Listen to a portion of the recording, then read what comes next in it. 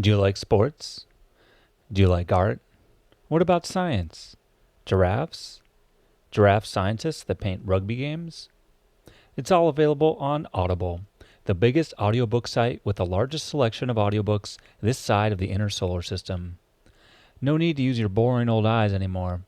The ears are the future, my friend. Why, you're using them right now.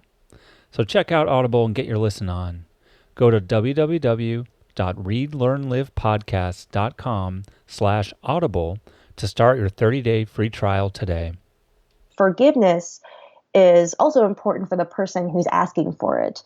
And that the act of asking for forgiveness is important regardless of whether or not you receive forgiveness, if that makes sense. Like, I think the act of acknowledging out loud that you've transgressed somehow or that you've hurt somebody is just as powerful for you as it could potentially be for the person that you're apologizing to.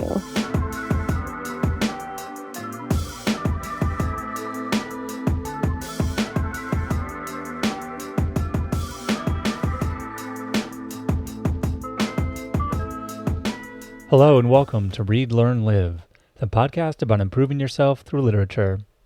I'm your acclaimed host, John Monaster, and I'd like to welcome you to episode 29, the first episode of 2018. Happy New Year, all! As always, if you have ideas for books you'd like to see featured or of authors you want to put me in touch with, you can reach me at jon@readlearnlivepodcast.com.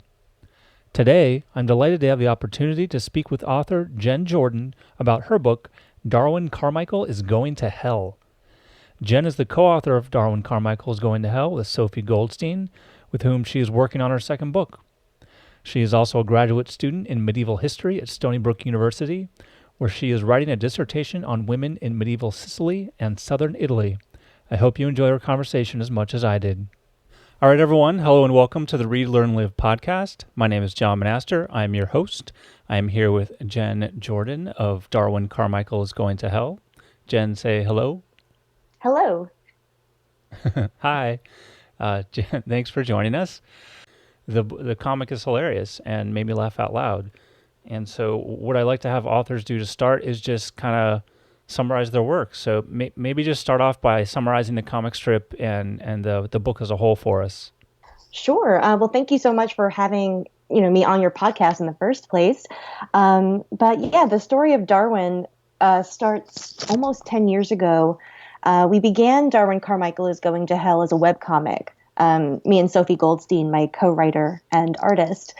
And the premise is that Darwin Carmichael is a 20-something who works in higher ed administration. And he lives in a world where karma kind of functions as currency. And you can accrue a lot of good karma or a lot of bad karma.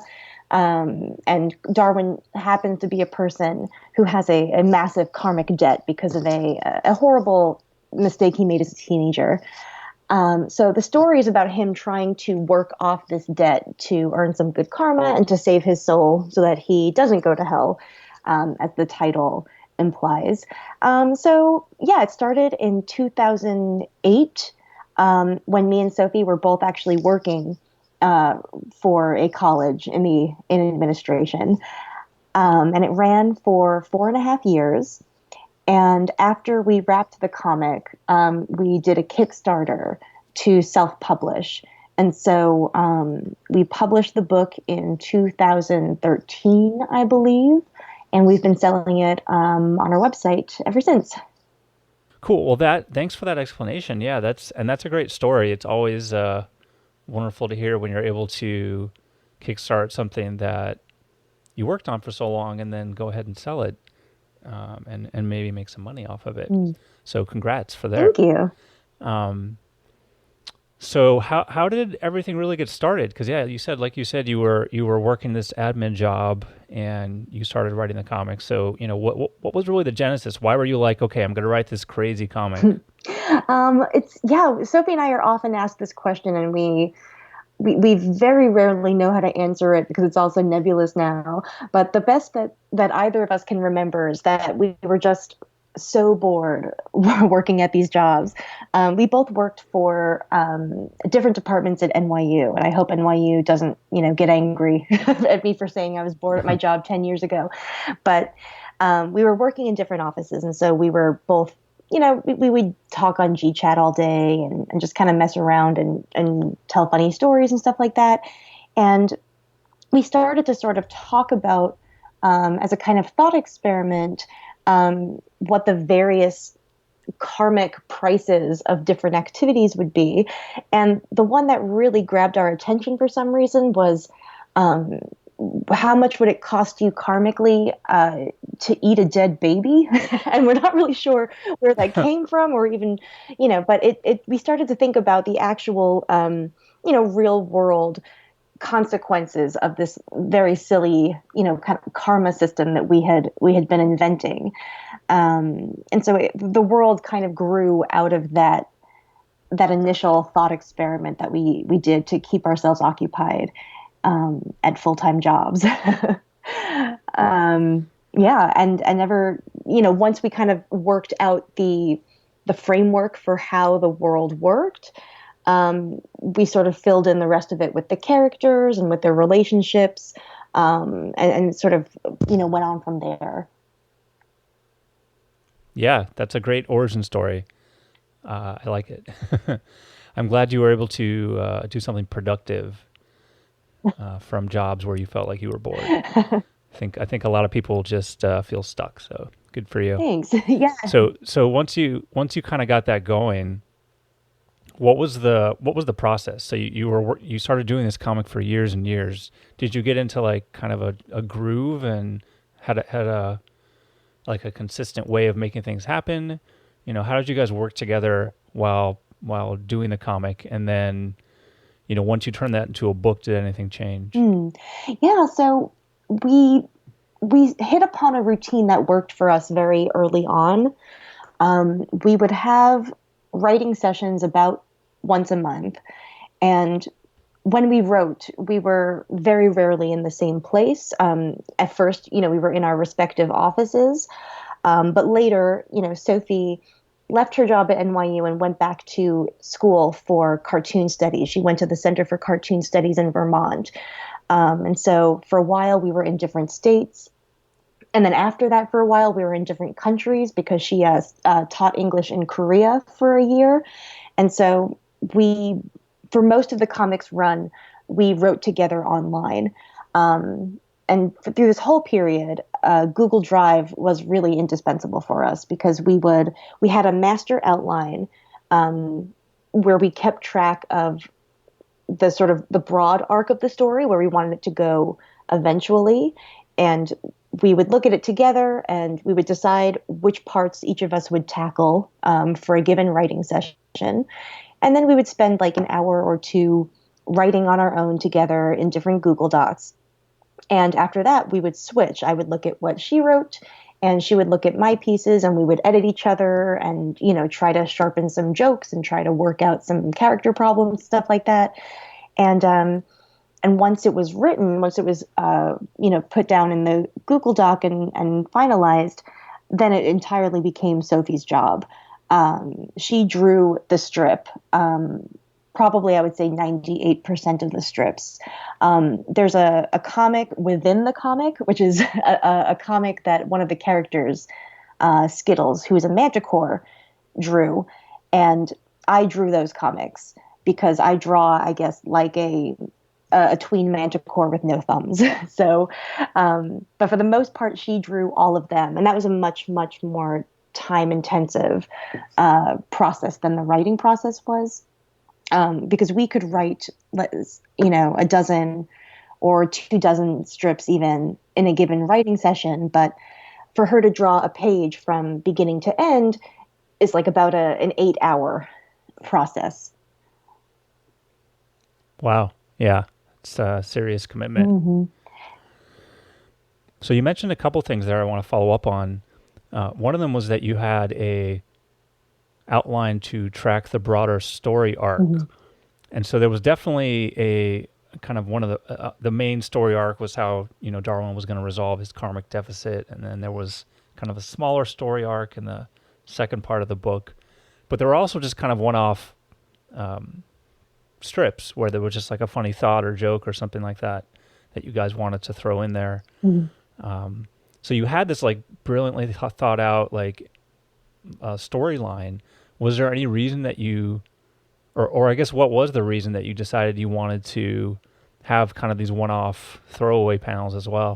Yeah, we had a lot more one-off strips and little jokey kind of throwaway strips early on in the comic, because at first we knew where our end goal was, but we didn't know how we were going to get there. And so early on, we used a lot of these shorter arcs and one-off strips to sort of explore the world and to get an idea of who the characters were, and how they interacted with their world and with their friends and partners. And so we used those sort of shorter format stories to kind of flesh out the world.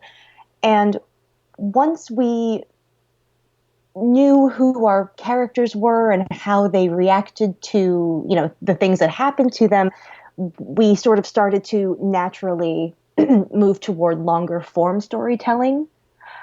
I'm not sure if that really makes sense, but, we used these shorter strips early on to sort of kind of sandbox, play around in the world, kind of just figure out what this world was that we were making.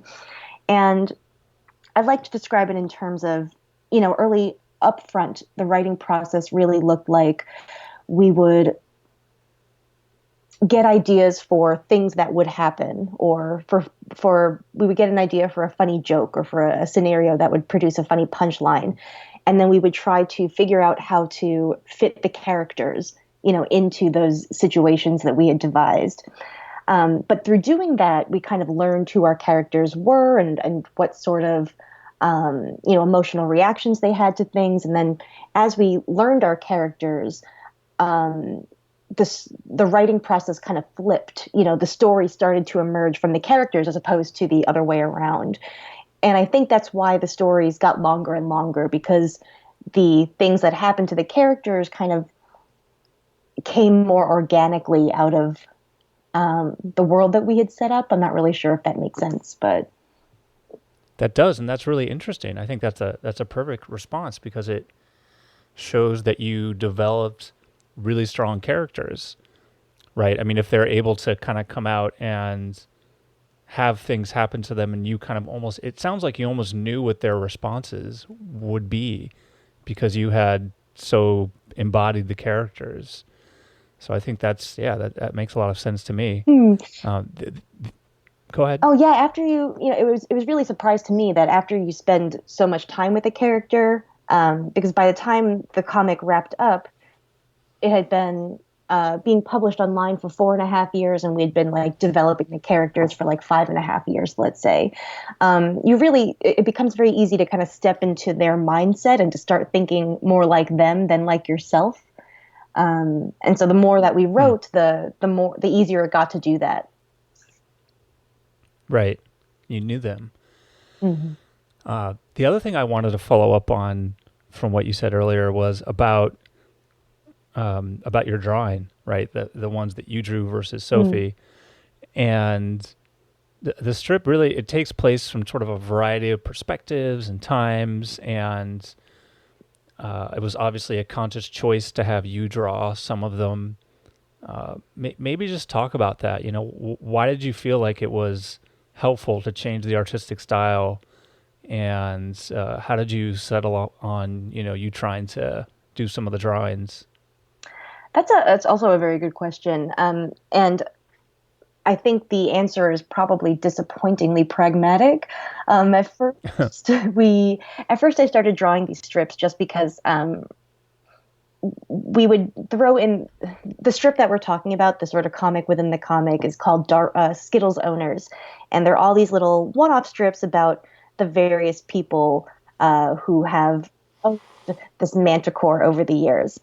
And we would put those strips in between long arcs, and we would do them to kind of be like a breather, because especially if we had like a kind of heavy storyline or a storyline where a lot of stuff had happened, it was we thought it would be helpful to have like a strip or two that was just sort of like a breath before we, launch into another long story.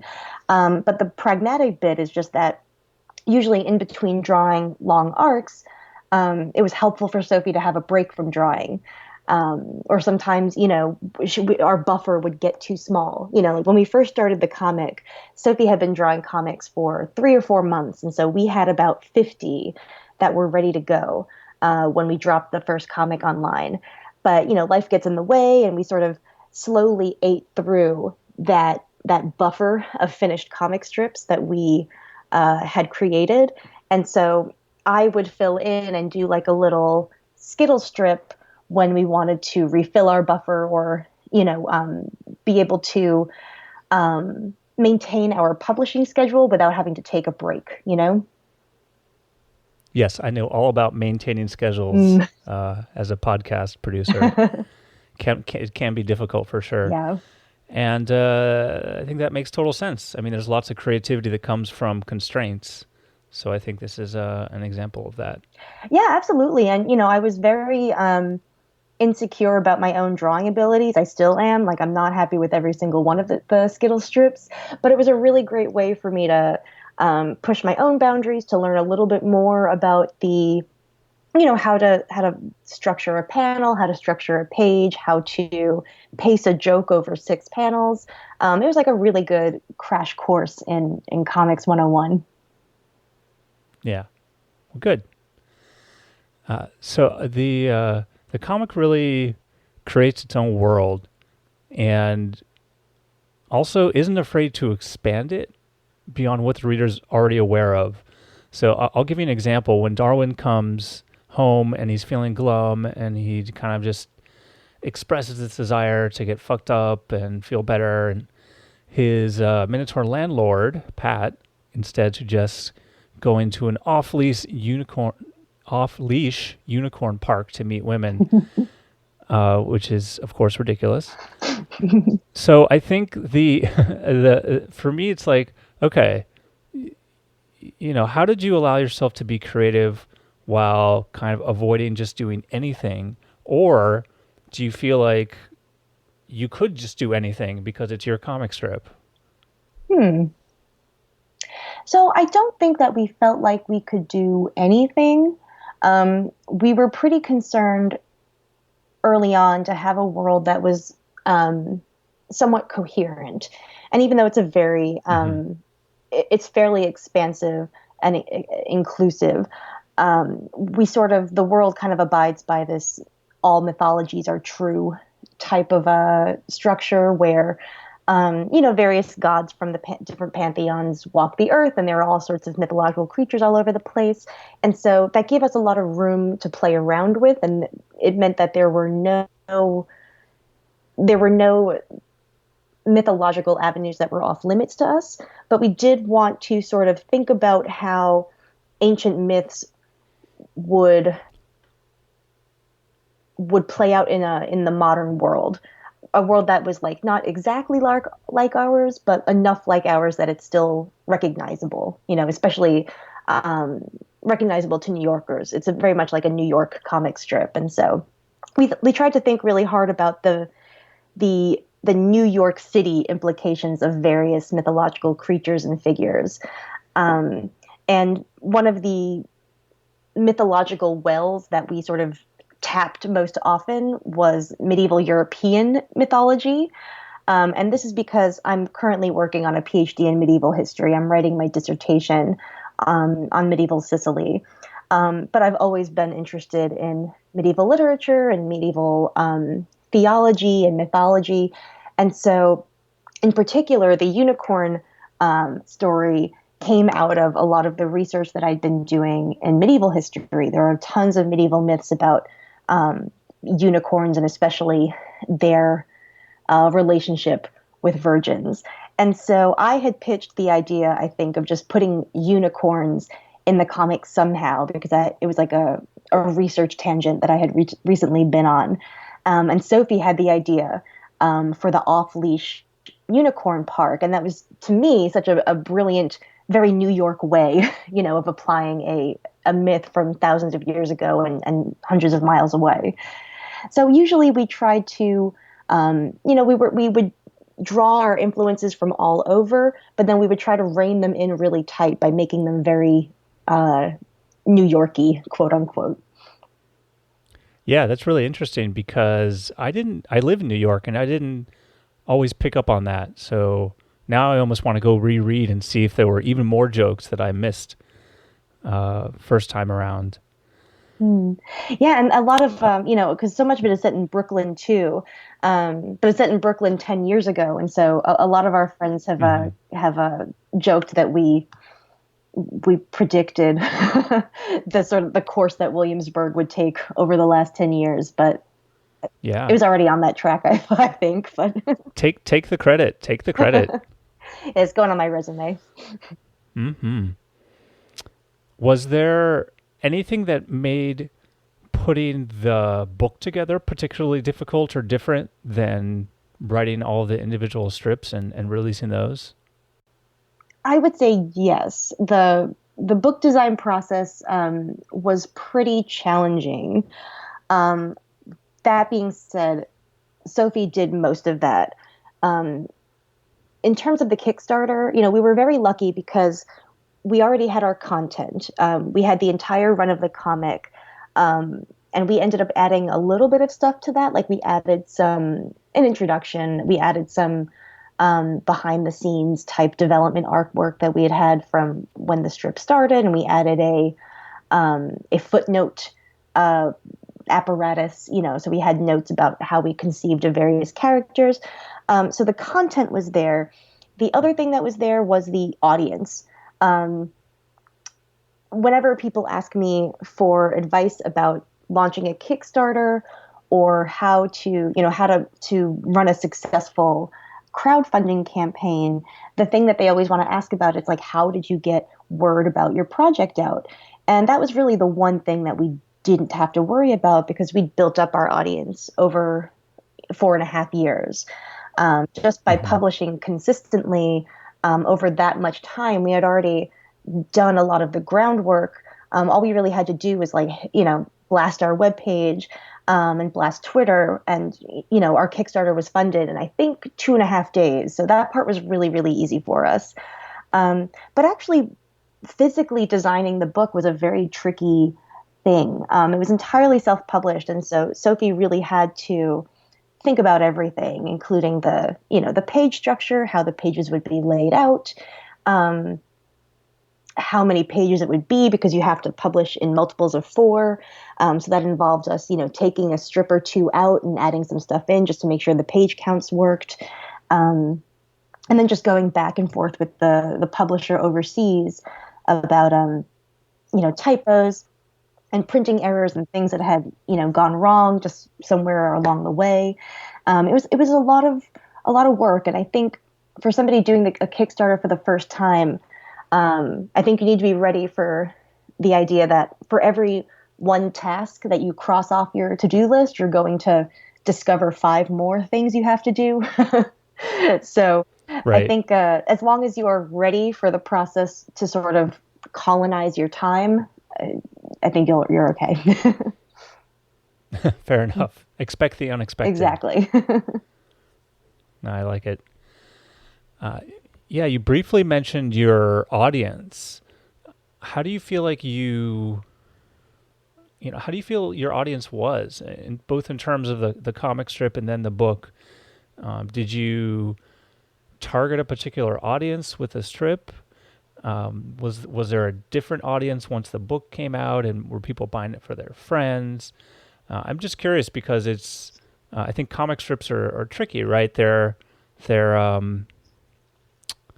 I don't know. I think their heyday is a bit behind them, right? But they're still going strong.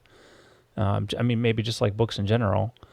So how are you able to build up a big following in the first place, and then how did you see that change at all after the book? So I think the size of our audience, I think, was really a product of the time that we were publishing, because we started around 2008. And that was really um, around that time is really the apex of online comics.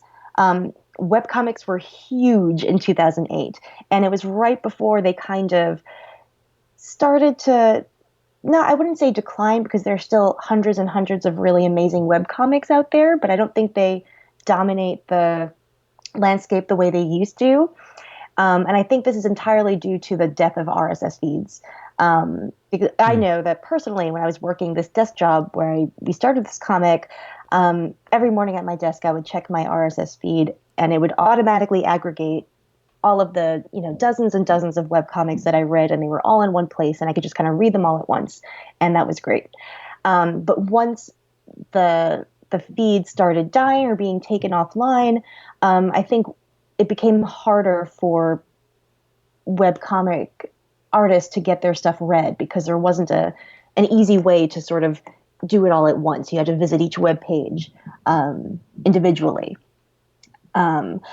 You're seeing a lot of that kind of turn around again now, because RSS feeds are still gone, but we have Twitter and other ways of aggregating multiple feeds.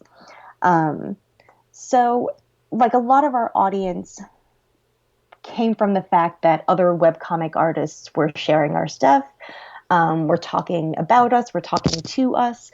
And it was just a very insular, very friendly, communicative community. And, they were very welcoming, and they were very excited about our work, and that was great. Our audience was a lot younger than I expected them to be. I thought our comic would be read by, other 20-somethings like us. In 2008, I was 25. Our audience turned out to be a lot younger than I had anticipated. We had a lot of fans who were juniors and seniors in high school, a lot of college students who were fans. And this was great. Like, I thought that was wonderful. It was a surprise, but I was delighted. And we met a lot of these fans at, Comic Cons. There's MoCA in New York, as well as like the huge New York Comic Con, and some other smaller out of state ones. Like there's MICE, the Massachusetts Independent Comic Expo, stuff like that. I would say that when we published the book as a physical object, our audience, I wouldn't say got older, but got a little bit more demographically varied, maybe I would say. Because webcomics at that time were usually read by people who had a lot of time browsing the internet, But once we had a physical book that we were actually selling at shows that we could physically place in somebody's hands, that kind of expanded our audience to include people who don't love reading things online, who want to read a physical book. So I think it helped us a lot. Yeah, it sounds like it. And it's really interesting what you say about the death of RSS. I mean, I actually use RSS every day. I use a site called NetVibes, and it aggregates, I don't know, hundreds of sites that I read across the internet. So do you feel like whatever software the webcomics were using just stopped supporting RSS for some reason? Because I don't know. I guess I still use it, so I'm surprised to hear that. Yeah, I hadn't heard of that RSS feed, so I'm definitely gonna have to check this out because I really missed the one that I used. I can't even remember what it was called. Did Google have like a proprietary RSS feed? I can't remember. Yeah, Google had software. I mean, there's one called Feedly that you can use on your phone now. But I think they're still out there, and like every website by default will publish an RSS feed, as far as I know. Like if you're using WordPress, there's always one. But anyway, either way, something happened clearly. Yeah, I wonder if it's just that maybe the RSS feeds that were really popular with the webcomics community shut down, or there were a couple that shut down, and people just kind of lost the hundreds of websites that they had aggregated. Oh, that's too bad. Yeah. But now, Twitter has kind of stepped in and does a lot of that. I would say that most webcomic artists these days are really, really active on Twitter. Because it's a really easy way not to just aggregate all of your feeds in one place, but you can also remind your audience a couple times a day if you want that your content is there, So I could post a reminder for the morning crowd at 10 a.m. for as people are just sitting down with their coffee at their desk, and then again at 6 o'clock when people are getting home from work and kind of mindlessly browsing Twitter, stuff like that. So it's a little bit different, I would say, but there's still really useful ways that I think artists are communicating with their fans. And that's really what's key is that, like, if you have a web comic or something that you're publishing consistently online, you need to be very active in reaching your audience. Wise words of wisdom. I wanted to talk a bit about what happened in the book. Like we talked about before, the main storyline's premise is, Darwin acquired this karmic deficit and he needs to fix that. And he's got to kind of just be an errand boy, and he's meeting with people to try and find out where his karma is at. But I mean, to me, the underlying idea behind all that is, he made a mistake and he has to reform himself. He has to own up to it and act in a much better way and kind of, fight off that the past. And so I guess I wanted to kind of ask you about that. I mean, there's a lot within that idea, and I'm just curious to hear what you feel, the extent to which that we should be kind of weighing our past actions and adjusting our behavior to reflect, our past mistakes. Yeah, that's a very interesting question. When Sophie and I conceived of this world, comic rather, we had a lot of people who were reading who would tell us, usually in our comment sections. We had comments, we put comment sections under each comic, which, was a good thing and a bad thing. It's great to hear from fans, and it's also like some people just only leave mean comments, and that's kind of sad. But we would get a lot of feedback early on, and some people were like, "Wow, this world seems really unfair. Like Darwin didn't do anything terrible. It was an accident. Like this is not a fair debt that he's come by." And we were concerned early on that people didn't think that Sophie and I approved of the way that the world was structured. If that makes sense. I think some people up front conflated the sense of justice in the world of Darwin with Sophie and my sense of justice, and that's not true at all. I feel like Darwin is a victim of circumstance through most of the comic.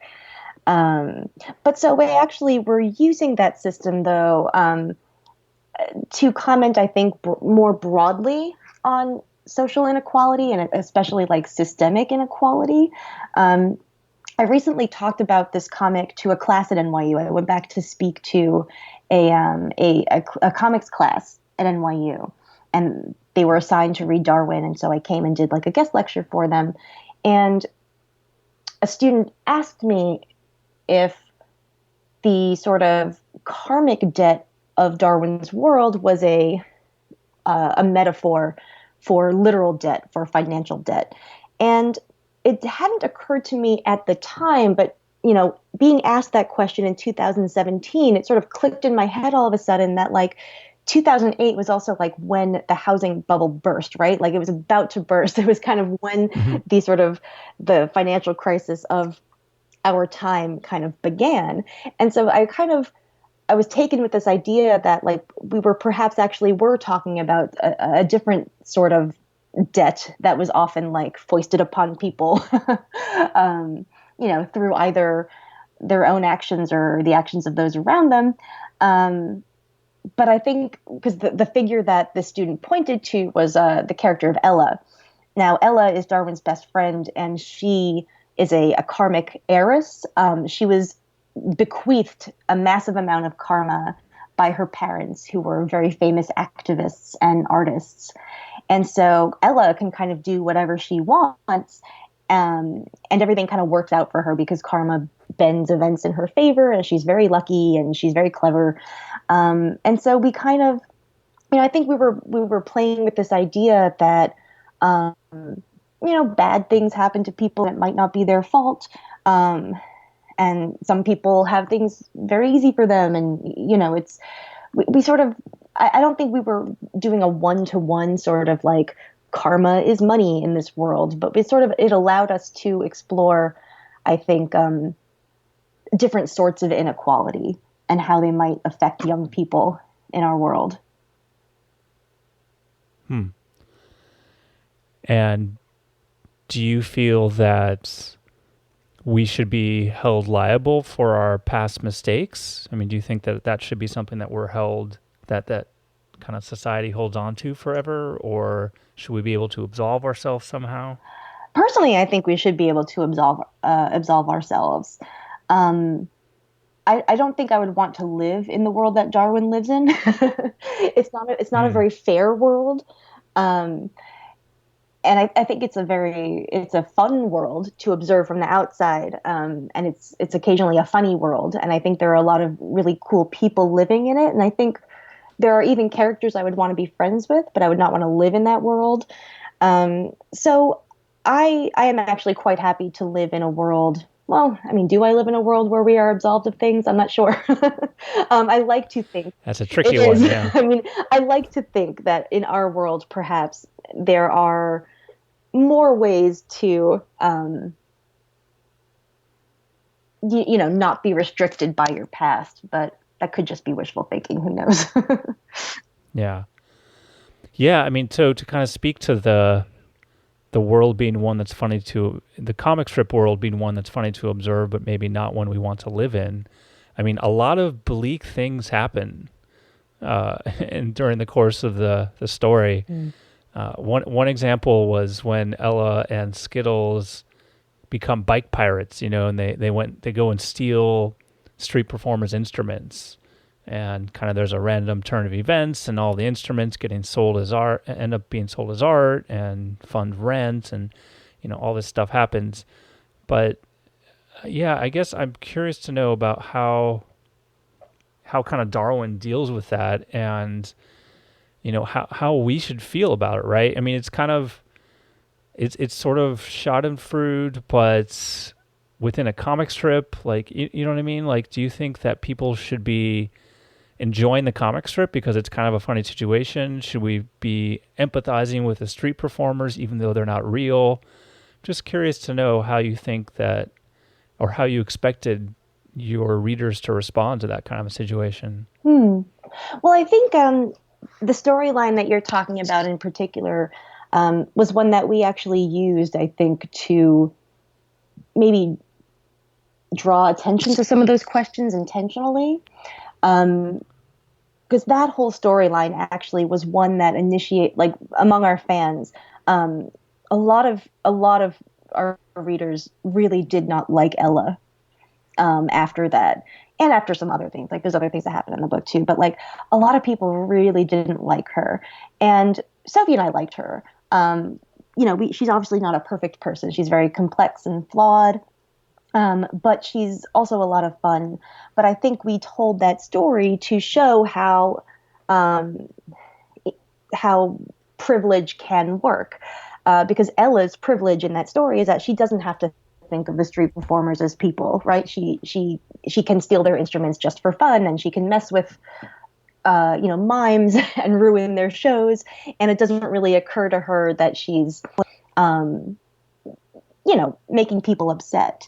Darwin is kind of the one who has to remind her that, like, look, your actions have consequences in the world. Even if you don't have to feel those consequences, people around you do. And I think that's something that Ella learns throughout the course of the strip.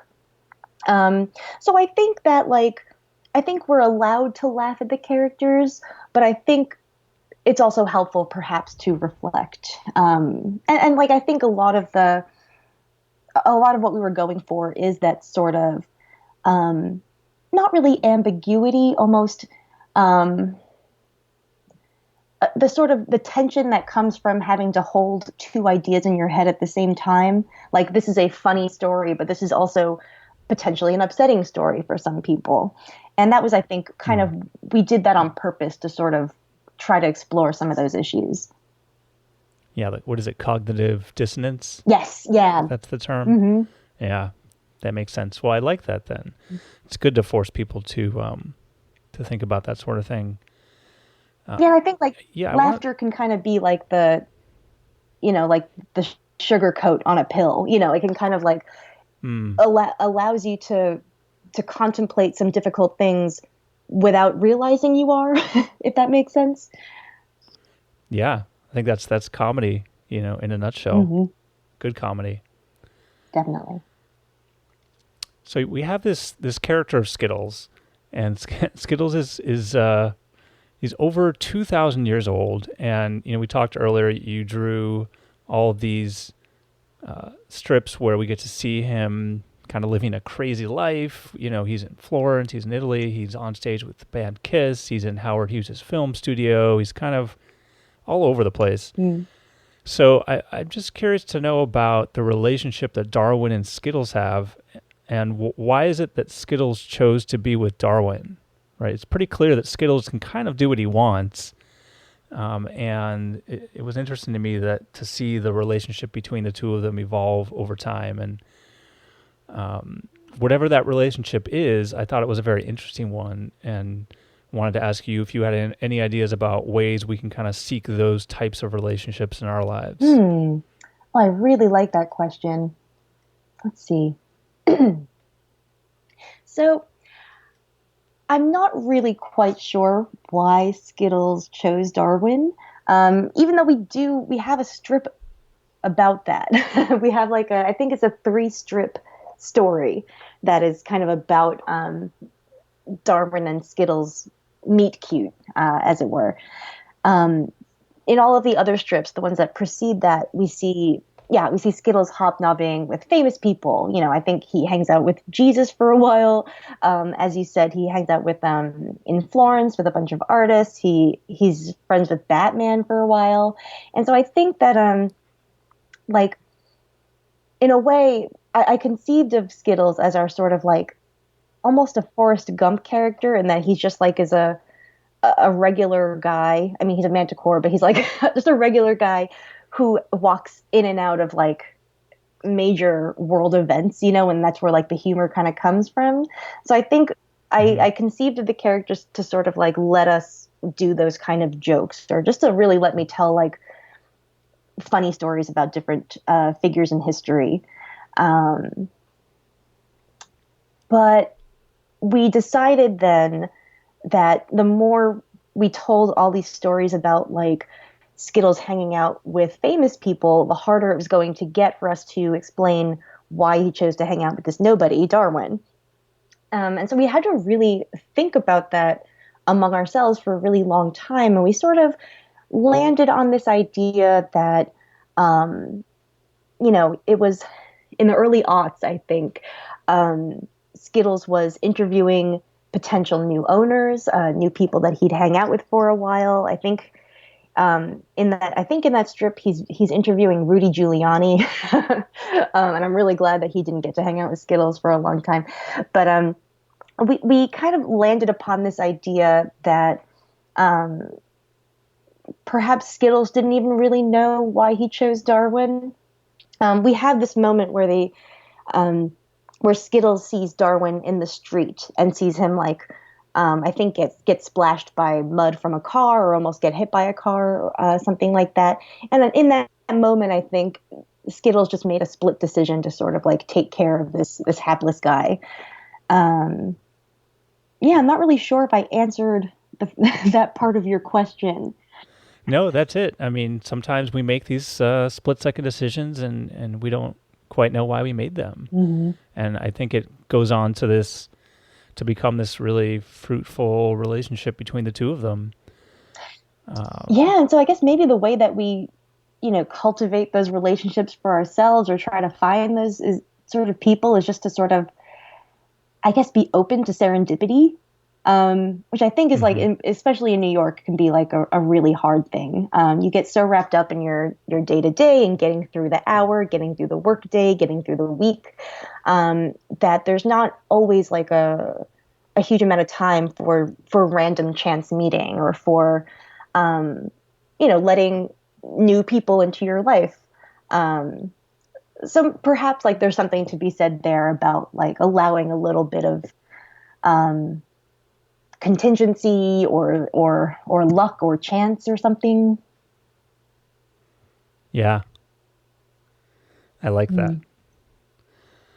Mm. Eventually, Darwin goes with Ella and Skittles and meets the Dalai Lama, who was the source of the karmic deficit we were talking about earlier. And the Dalai Lama, kind of appears to forgive Darwin. So I want to start out by asking to hear from you about a time that you forgave someone, and generally to hear your thoughts about forgiveness. Hmm. Well, I think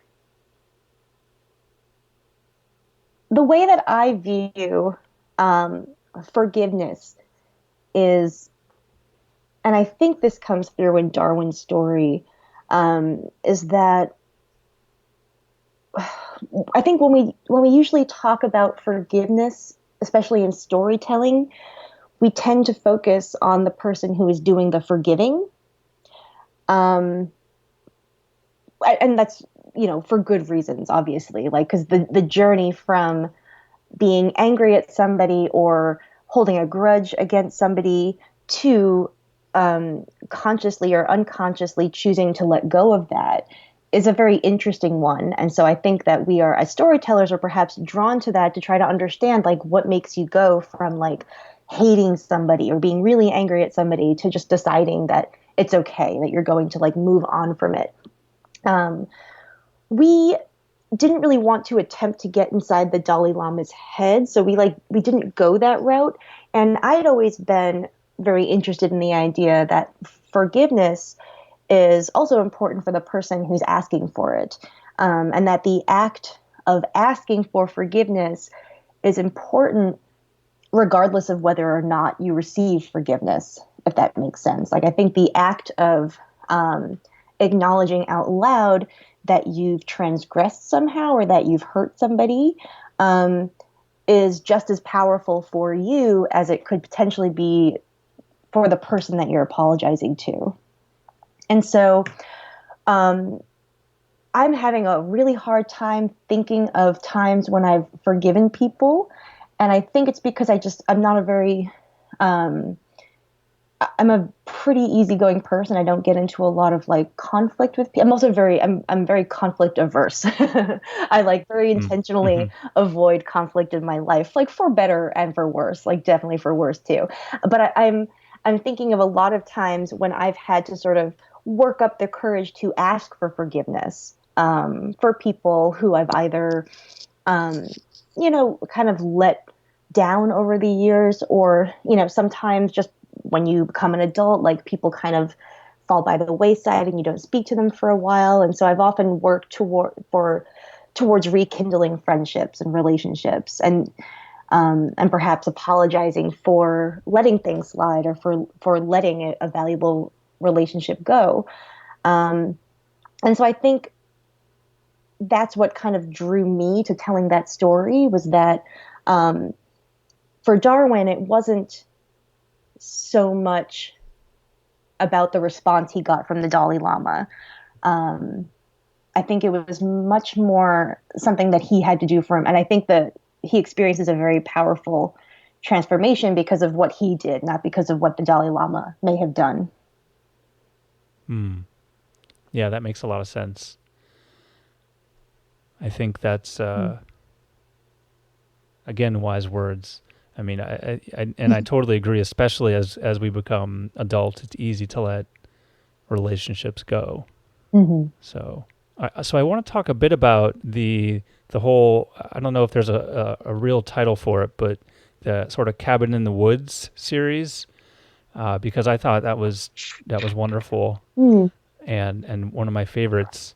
So, you have these kind of adventures in the cabin, and to me, it was like a combination of fairy tales and Alice in Wonderland, and there's strange creatures, and basically a bunch of people go up into the woods, and all sorts of weird things happen. There's witches and monsters and spells and everything. One of the things, though, and we briefly touched on this earlier, but is the idea of kind of spoofing the now and combining that with the old. So, you have giant bean stalks and giant beans, and then sort of vegan hipster food, and that combo. So, maybe again talking about that idea, like, why did you think that would be a particularly ripe source of satirization, I guess? Like maybe a lot of people might think to satirize kind of where the present era that we live in. Not as many people might think to satirize fairy tales, and then to combine the satirizations of the two of those into their own kind of unique form of satire, I thought was particularly inventive.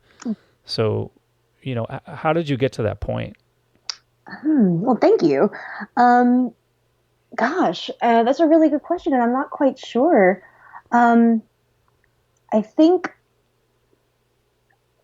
given that we were living in Brooklyn in 2008 on, it was very easy for us to make jokes about hipsters. And I think we take a lot of pot shots at hipsters, perhaps. But we were also, really invested in this mythology that we had done all this research about. And I think it became important for us to it became an important source of humor for us, this sort of constant juxtaposition of not just like a very modern world, but a very local, this is Brooklyn, in the late or in the early 21st century. And we thought the funniest thing to juxtapose that with would be sort of all these various strains of mythology. That makes perfect sense. Because I mean, it sounds like you had, and you are, because you've got a medieval studies PhD you're working on, way more than anybody about that sort of thing. And so, for example, I had no idea before this book the connection between unicorns and virgins, right? Like, I feel like everyone kind of knows unicorns, right? That's a pretty, if you could walk up to anyone on the street, they could tell you what unicorns are. But they probably couldn't tell you that there was a thing with unicorns and virgins, where there was a connection at all between the two. And so you did that extra research and then kind of exploited that, so that there was that kind of ongoing joke where Darwin was constantly surrounded by unicorns. Even after he got laid, he was still sort of surrounded by unicorns, just because that's the ongoing joke. And so I think it's, to me, that was one of the things that managed to work. And so it may just be that you just know more than people, and you can exploit your profound knowledge in medieval things. Well, thanks. Yeah, and sometimes it was hard too, because I think sometimes I would propose something a little too obscure, and we would go back and forth and be like, okay, well, if we're going to use this creature, then we're going to have to do a lot of setup to explain what this is. There's this one mythological bird from medieval bestiaries that it kind of was supposed to look like a crow, kind of, but it had a really long beak that was like twice as long as its body. And it was a death omen. Like, if it came and sat by your bed as you were sick or ill, if it came and looked at you a certain way, it meant that you were done for. And I had this idea for a joke that was going to be about this bird, but it would have required so much setup that that the joke wouldn't have actually paid off. You kind of to talk about deficit and all these things. Like, a joke also has to sort of the punchline has to justify the setup somehow.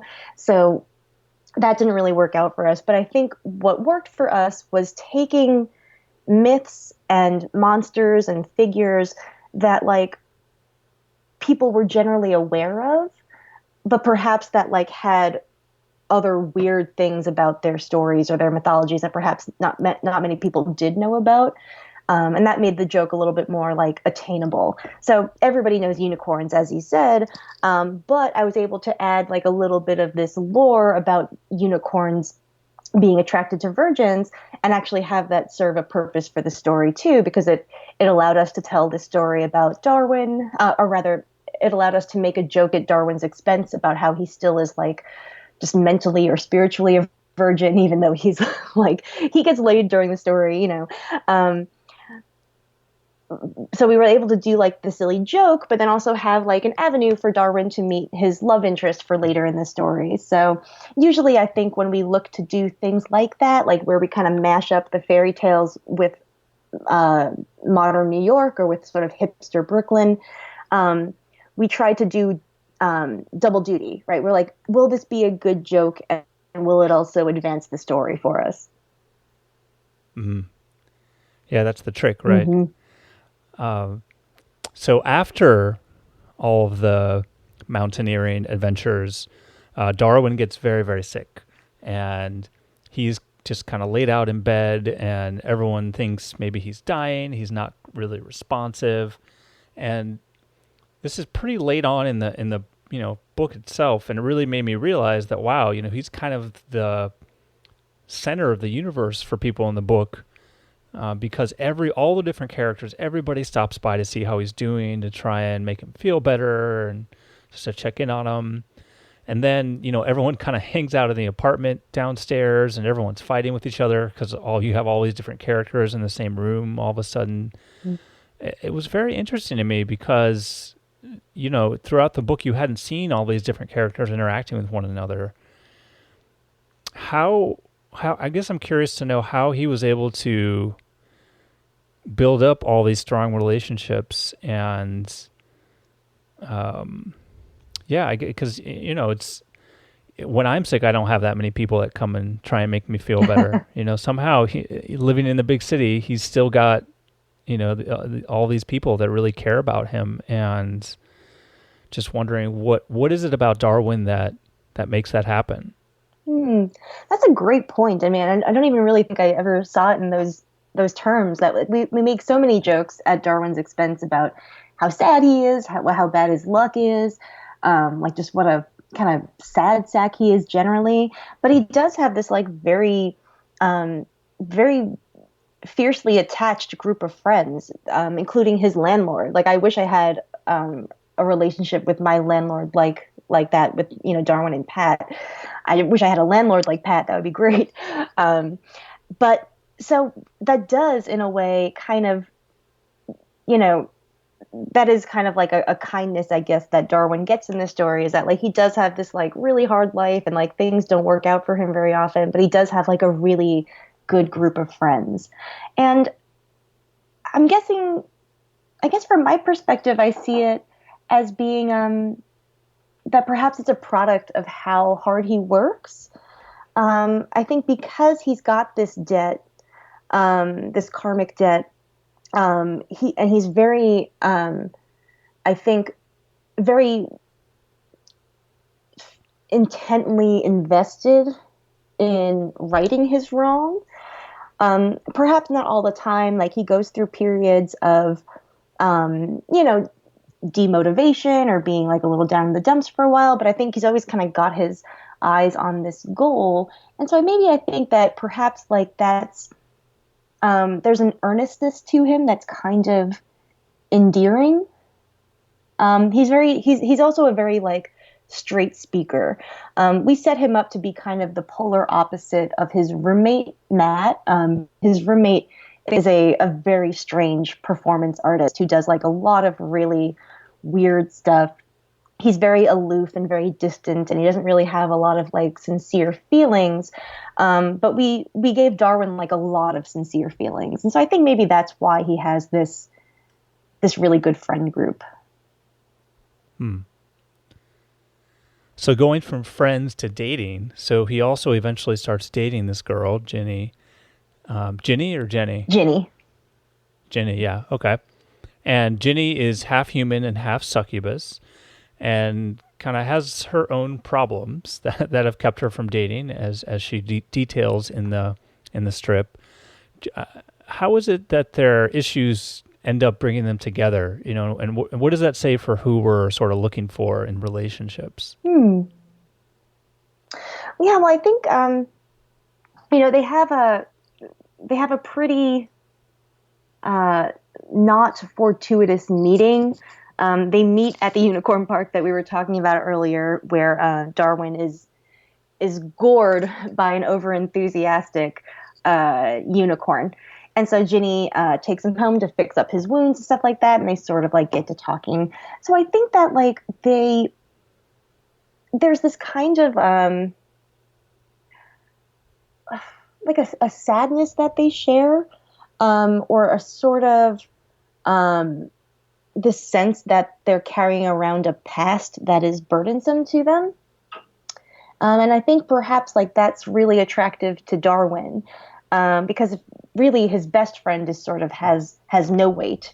She doesn't really carry much of anything around. She has a completely clean conscience because of this like karmic surplus that she has inherited. But Ginny is a lot more like him, and she's the first person like him that he meets in the story, I think. And I think, I don't know that I would necessarily extrapolate to like my real dating philosophy from that. Because Okay. I don't know if we should only date people who are like us. Like, I think in some ways we should probably date people who are not like us. But I guess like you want enough of an overlap so that you have some shared experience. But I think, I think that relationship emerged from this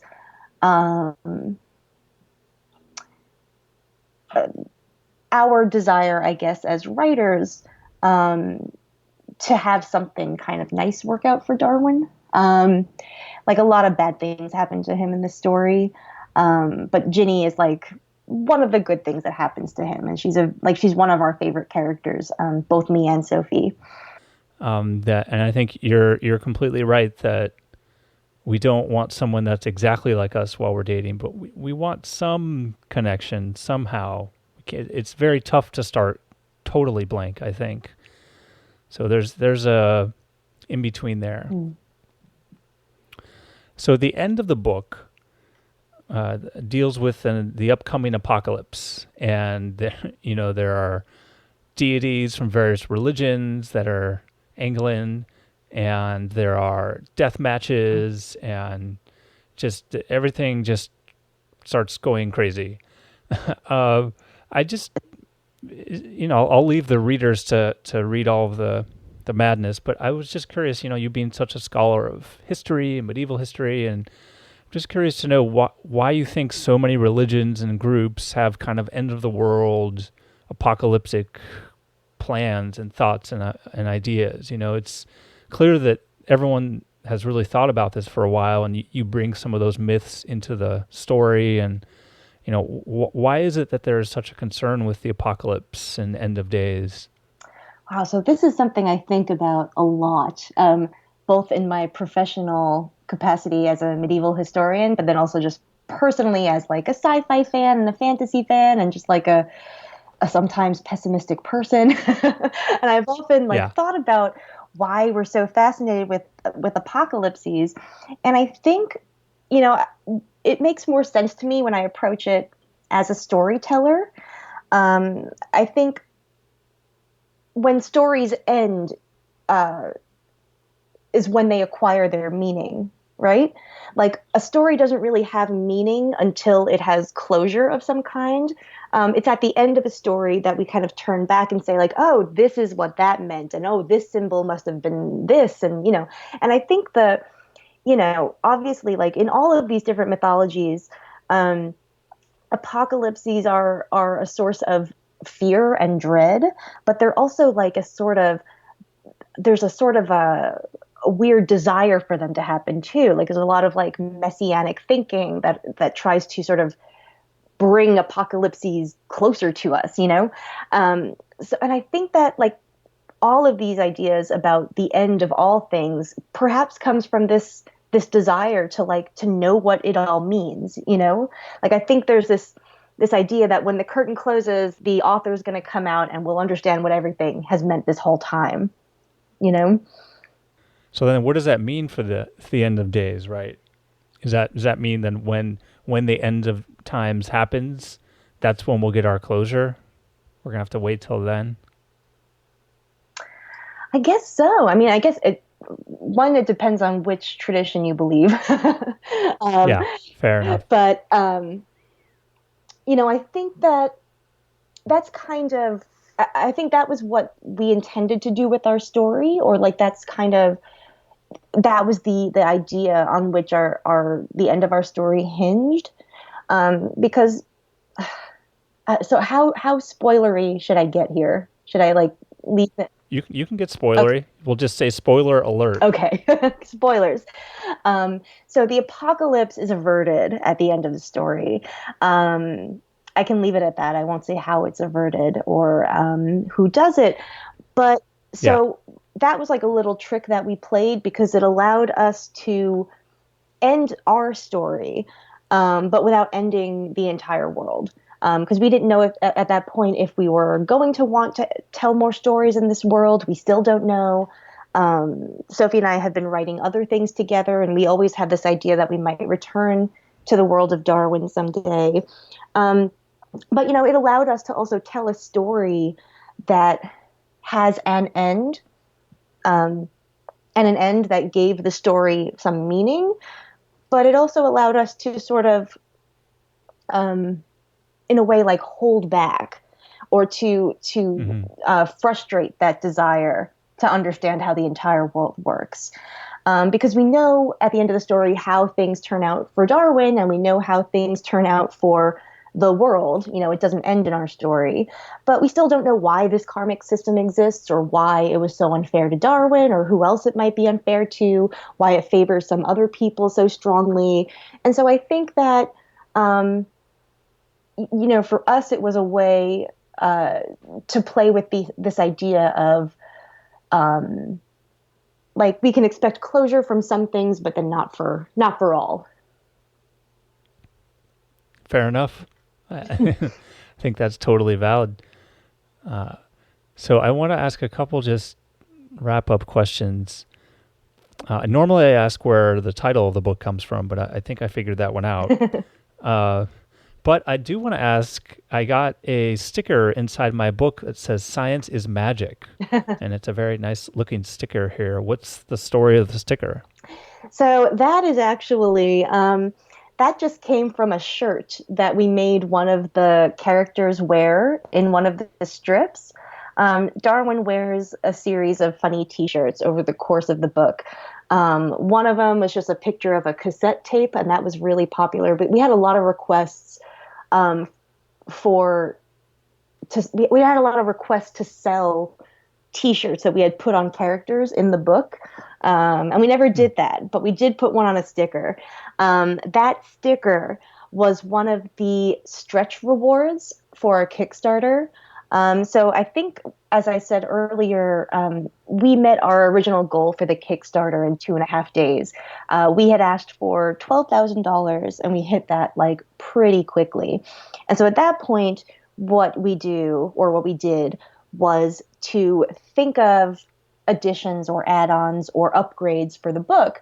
So we did things like, okay, well, the original plan was to do a softcover book, and so we upgraded that to a hardcover. We added in book plates so that you could write your name in the book. We put in a satin ribbon so that that you could mark your place in the book. Like, one of my favorite, like, fancy book things has always been like a book ribbon. Mm-hmm. And then the sticker was one of these other rewards.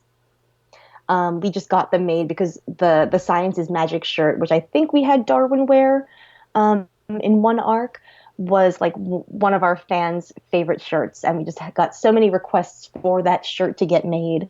And we just never really felt like designing T-shirts and getting into having to stock different sizes and stuff like that. So we thought stickers are one size fits all. So we can at least meet them halfway with this. Sounds good. It's a great sticker. So are there any other lessons or anything else that you hoped people would get from the book that we haven't really talked about yet? I think, if anything, maybe the last word that I would want to say about it would be a sort of a cry for or a call for kindness. I think that's one of the perhaps like the subtler messages of the book, and one that maybe doesn't come through at first very much, because we also, we traffic in a lot of snarky hipster humor too. And so we have characters who are mean to each other and they're not always nice and they hurt each other and betray each other.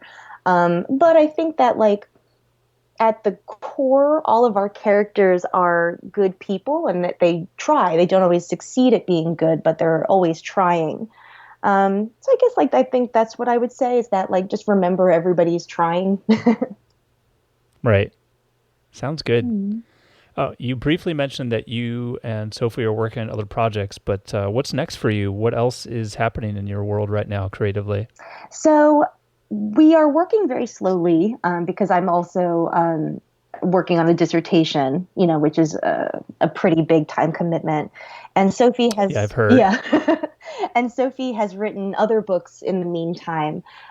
She has published a book called The Oven, which is a really beautiful short novella, a graphic novella about a dystopia that's having a fertility crisis and sort of about how societies and governments adjust to this problem. She's also written another book called House of Women, which is this beautiful, beautiful Art Nouveau inspired story about missionaries in space. They're nuns who go to another planet to spread Christianity, and it's really beautiful. So we are just picking up again, writing another story. We've been working on a story about witches. It's in its pretty early stages, but we do have a title. It's called An Embarrassment of Witches. And we're nice. Thank you. Nice pun. Thanks. So that's kind of what we're doing for the next year or two. Sounds good. It's exciting to have stuff in the pipeline. So yeah, congrats. And I hadn't written any comics in the meantime. So it's been about like 3 years. It's good to be writing creatively again. Yeah, I'm sure. Mm-hmm. All right, well, let's just do a couple quick questions. I call it the Thunder Round. We'll get to know you, and then we'll call it a day. Okay. Sound good? Yeah, sounds great. Cool. So what's your favorite food and or drink? My favorite food is eggplant parmesan. And my favorite drink is the margarita, although I would not enjoy those two things together. Hopefully they would be in separate meals. Yeah, fair enough. Two great choices, though. Where's your favorite place you've ever been? Mm-hmm. My favorite place I've ever been is Florence in Italy. When I was in college, I did my fall semester of my senior year in Florence, and I was living right in the city center near the Duomo, about like 10 blocks away from the very middle of the city. And it was just like, it was the best 3 months of my life. It's the most beautiful city on the planet. Mm-hmm. I've never been, but that sounds great. It's beautiful. On the list. Mm-hmm. All right, so last question. If you could wave a magic wand and change any one thing, what would it be and why? So if you had asked me any other year, I probably would have said something about my student loan debt. But because it's 2018, I would say I would change the president if I could. Yeah, fair enough. You're allowed. Yeah. It's a powerful wand. Oh, good. Great.